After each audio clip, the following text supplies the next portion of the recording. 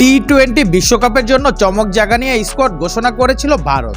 দলটিতে cricketer বাছাইয়ের ক্ষেত্রে চমকের পাশাপাশি অনাকাঙ্ক্ষিতভাবে একাধিক তারকা বাদ পড়ার নজিরও দেখা গেছে, যা নিয়ে স্কোয়াড ঘোষণার পরপরই আলোচনা সমালোচনা শুরু হয়। এবার বিসিসিআইয়ের বিরুদ্ধে বেশ বড় অভিযোগ তুলেছে সাবেক ক্রিকেটার কৃষ্ণমাচারী শ্রীকান্ত। তার দাবি ভারতের বিশ্বকাপ দলে স্বজনপ্রীতি হয়েছে। বিশেষ করে চেন্নাই সুপার কিংসকে নেতৃত্ব দেওয়া ঋতুরাজ গায়কোয়াড় বাদ পড়া এবং গুজরাট টাইটান্সের অধিনায়ক শুভমান গিলকে দলে রাখা বিষয়টি মেনে নিতে পারছেন না তিনি।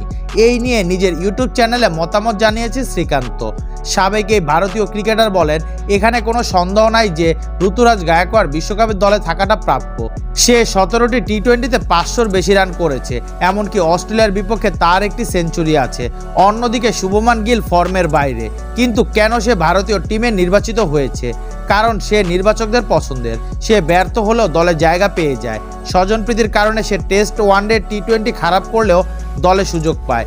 এখানে নির্বাচকদের মাঝে মাত্রাতিরিক্ত স্বজনপ্রীতি রয়েছে।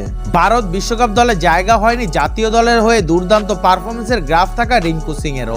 বিষয়টিকে রাবিশ সিলেকশন বলে উল্লেখ করেছে শ্রীকান্ত। দক্ষিণ আফ্রিকা ও আফগানিস্তানের বিপক্ষে রিঙ্কুর আগ্রাসী ব্যাটিংয়ের কথাও স্মরণ করিয়ে দিয়েছেন তিনি।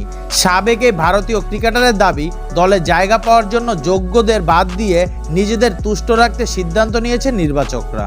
সূর্যকুমার যাদবের পাশাপাশি রিঙ্কু সিংকে ভারতের টি-20 দলে অটোমেটিক চয়েস ভাবা হতো। সম্প্রতি সিরিজগুলোতে আস্থার প্রতিদান দিচ্ছিলেন তিনি, যদিও চলতি আইপিএলে বিশেষ করে কিছু দেখানোর সুযোগ পাননি তিনি।